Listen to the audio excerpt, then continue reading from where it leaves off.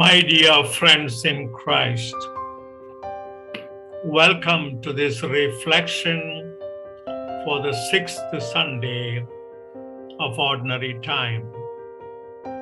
Let me begin with a story.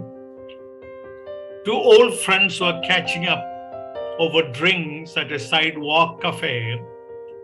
How is that you haven't yet married? One friend asked the other. To be perfectly honest, the friend began, I must tell you that I have spent years looking for the perfect woman. In Barcelona, I met a very beautiful and extremely intelligent woman, and for a brief time, I thought I had found the ideal spouse. But soon, I discovered that she was terribly vain and conceited. Then in Boston, I met a woman who was outgoing and generous. Here is the perfect woman, I thought, but soon I discovered that she was flighty and irresponsible. I had just about given up on ever meeting the perfect woman until one day in Montreal, I met her. She was incredible. She was beautiful, intelligent, kind, generous, and had a wonderful sense of humor. She was perfect. So why you didn't marry her? Her friend asked. His friend asked. Fingering his glass, the man replied quietly, because she was looking for the perfect man.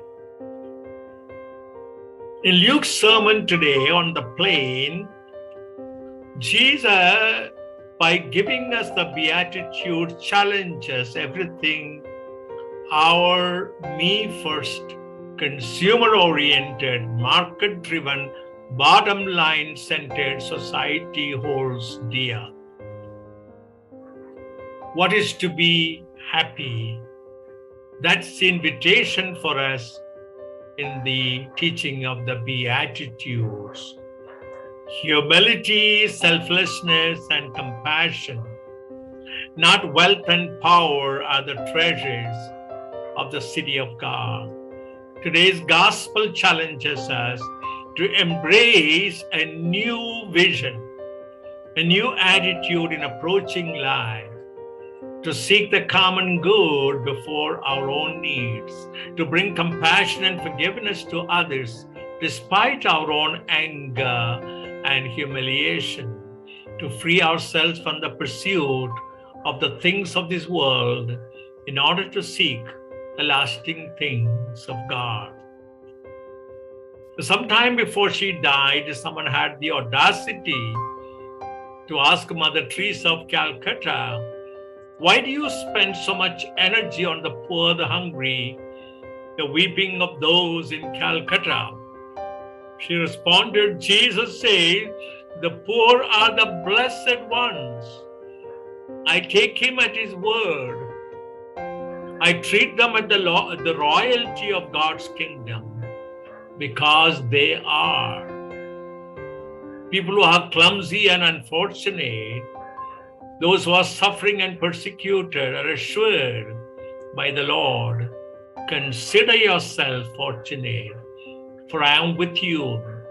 I will never abandon you. I will carry you, for you are aware of your poverty and you trust in me.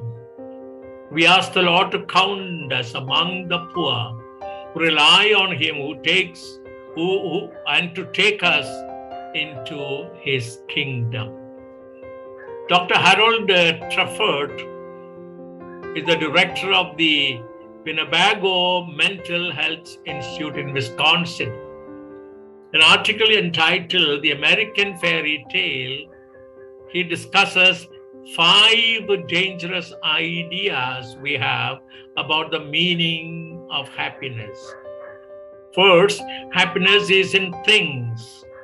The more you accumulate and have, the happier you will be. Second, happiness is what you do. The more you produce and earn, the happier you will be. Third, happiness is being the same as or better than others. The more you are fashionable and conform with the times, the happier you will be. And fourthly, happiness is mental health.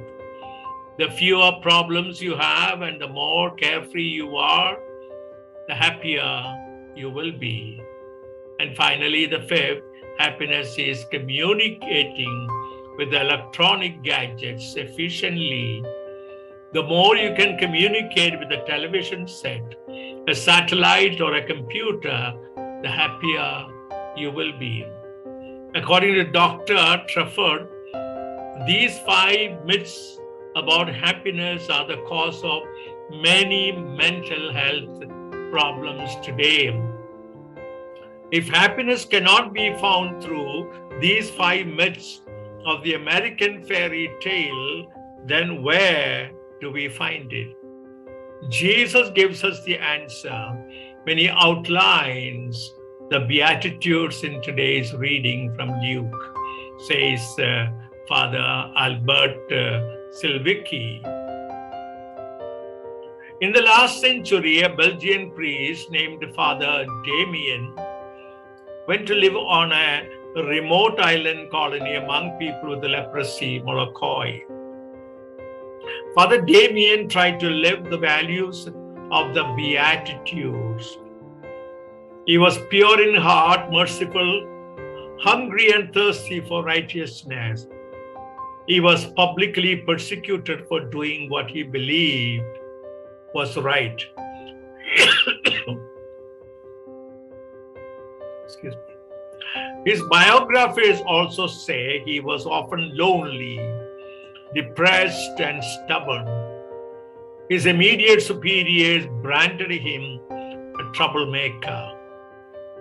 The Catholic Church had to wait a long time before it canonized him in 2010 only. But people who knew Father Damien called him happy and blessed. The world may not value you or understand you, may not find you a man of peace, a woman of peace and blessed, because the standards of the world are different from the standards of the kingdom of God.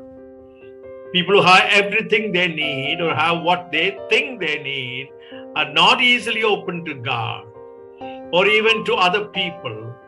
On the other hand, people in difficulties are generally more open to others, receptive to help and love from God and people, receive love from God and people, and consequently also are more open to see the needs of others and help them. For they know from experience what it means to be poor, troubled, sorrowing, and dependent on others. Jesus asks us today to become people willing to feel our needs and to depend on God. Then we will also be open to our neighbor, receive and to give. We acknowledge our poverty and dependence before Jesus. It is good to sit each day in silence. Allow this peace to get into you, into us. Breathe in and breathe out, saying the word peace. That's a gift to you and gift to each one of us. And that peace may dwell within us. May dwell within us. There was a Peanuts cartoon years ago in which Lucy asked Charlie Brown if he has ever known anybody who was really happy. Before she could finish her sentence, however, Snoopy came dancing on tiptoe into the frame. His nose high in the air, he danced and bounced his way across 2 frames of the cartoon strip. Finally, in the last frame, Lucy finished her sentence. Have you ever known anybody who was really happy and was still in their right mind? If only I had that, I would be happy.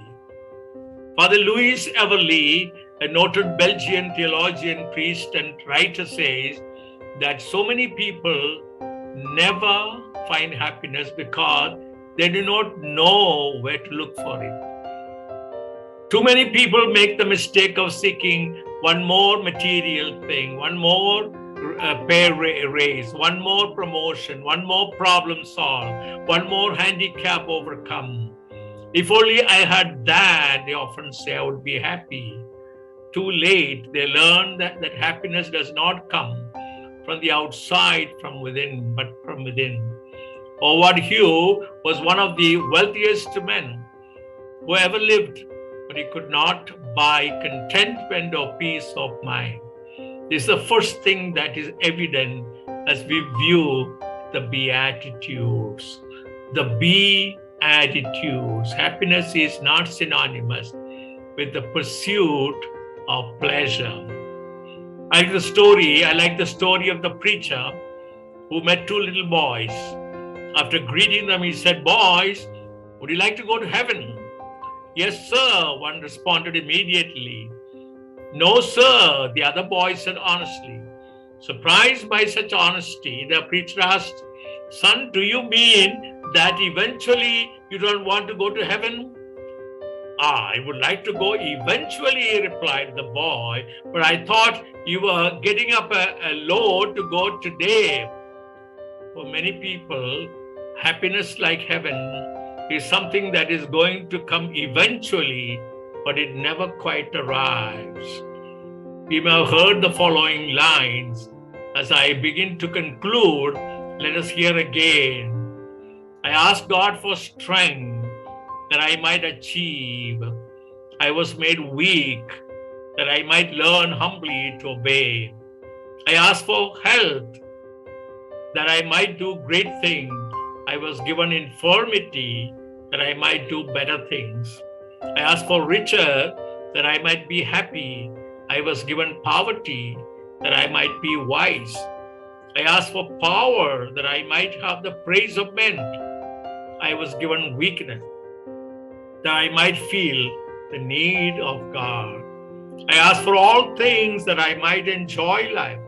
I was given life that I might enjoy all things. I got nothing I asked for, but everything I had hoped for, everything that I needed. Almost despite myself, my unspoken words were answered. I am, among all people, most richly blessed. Thank God. Finally, let nothing disturb us. Let nothing frighten us. All things are passing. God never changes. Patience obtains all things. Whoever has God lacks nothing. God alone suffices. Let us pray. God our Father, you appeal to us. You appeal to us today through your Son to choose freely and responsibly the kind of happiness that endures. Let the gospel of your Son shock us into recognizing the emptiness and poverty of material riches and human power, and fill our poverty with the riches and freedom of your truth, your love and justice, which you offer us through Jesus Christ our Lord. Amen. God bless.